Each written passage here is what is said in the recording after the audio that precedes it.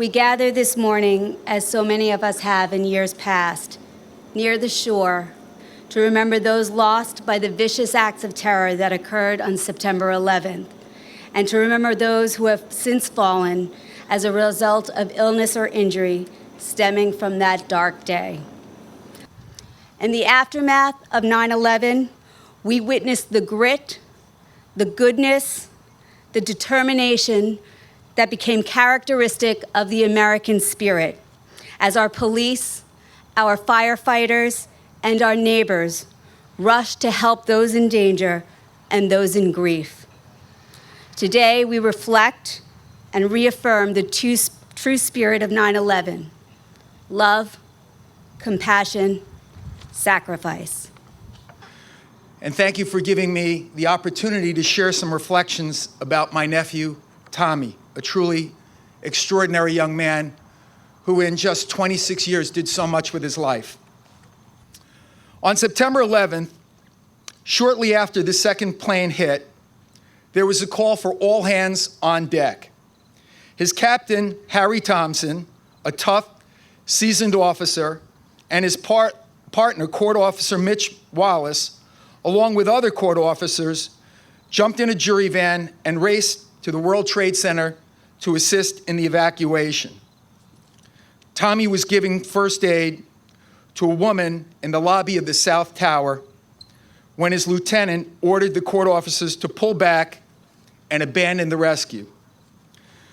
Tommy reportedly said he wasn't leaving until he successfully evacuated that woman. Moments later, the mighty tower collapsed, crushed, and incinerated Tommy, Harry, and Mitch. For those of you who've been attempting to heal the wounds, I can only imagine what it's like when you feel like they're ripped off a little bit on a day like this. And it just be so much easier to stay in bed and put that pillow over your head and wish it was another day. But you don't. You don't take the easy way out.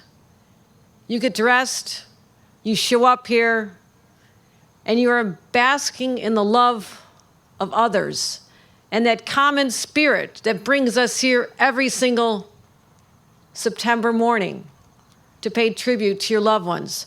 So I honor you, those with that resilient human spirit. And they tell us buildings like the Freedom Tower, symbol of resiliency, this beautiful memorial here at Point Lookout, a symbol of resiliency. I come here and I see resiliency in your faces. And when I leave here, I'm forever changed by realizing the strength of every one of you is what makes our country so great. We are here to honor those who lost their lives that day, many who have died since, and the countless men and women who are still fighting for their lives because of the diseases they contracted from their exposure to the toxins in the aftermath. I am one of those men. Today I am 43 years old and I'm still battling. I was 25 years old on 9/11, 32 years old when I was first diagnosed, and I am very lucky to still be here to tell my story because so many of my friends aren't.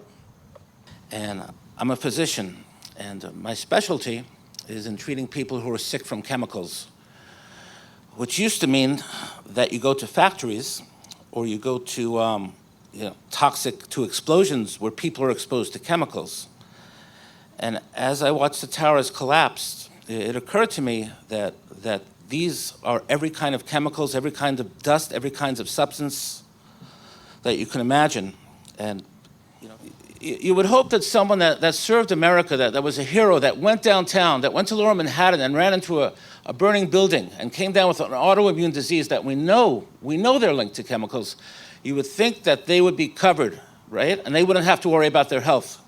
But they do have to worry, and that's not fair. That's not what America stands for. We keep saying we're going to take care of our responders, and we're going to take care of the people that live downtown, and every time there's an extension on a bill or you see something on TV, we say, good, we did it.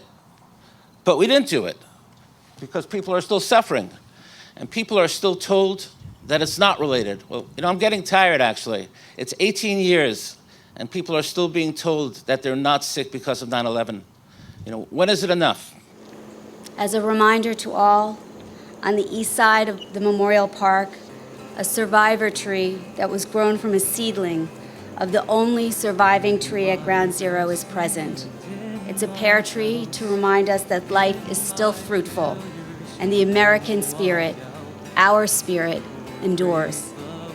At the conclusion of the ceremony, you're invited to come up to the memorial wall and make an etching of your loved one's name, or write a personal note to a victim that was lost and deposit it in our 9/11 memory box, just here underneath the archway. You are also invited to place the white carnations that were distributed, a symbol of love, around the steel beam behind us, which is from the World Trade Center, and stands here as a sentinel of this solemn yet proud memorial.